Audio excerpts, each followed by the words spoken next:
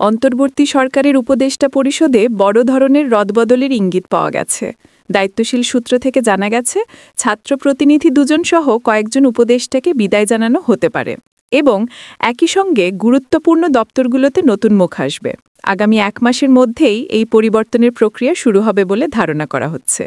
সরকারের প্রধান 3টি লক্ষ্য রয়েছে: নির্বাচনের আগে মন্ত্রণালয়গুলোর কাজের গতি বাড়ানো, বিতর্কিত উপদেষ্টাদের ভাবমূর্তি রক্ষা করা এবং কাজের চাপ বণ্টন করা।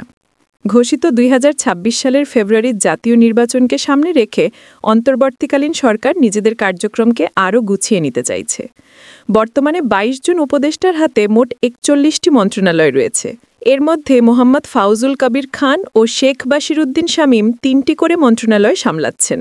পাশাপাশি 10 জন উপদেষ্টা 2টি করে মন্ত্রণালয় দেখভাল করছেন।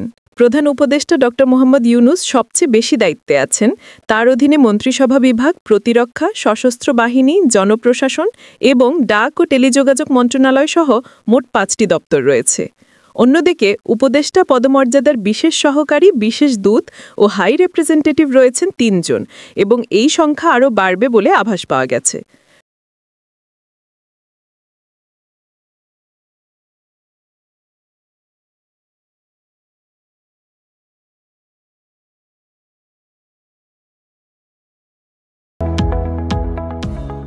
প্রতিমন্ত্রী পদমর্যাদার 6 বিশেষ সহকারী এবং সিনিয়র সচিব পদমর্যাদার একজনের দপ্তরেও রদবদলের সম্ভাবনা রয়েছে।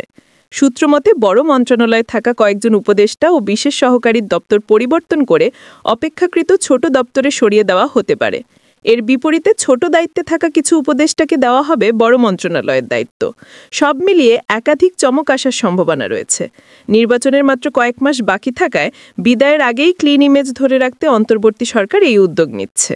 বর্তমানে সবার নজর শেষ সময়ে কারা হচ্ছেন নতুন উপদেষ্টা।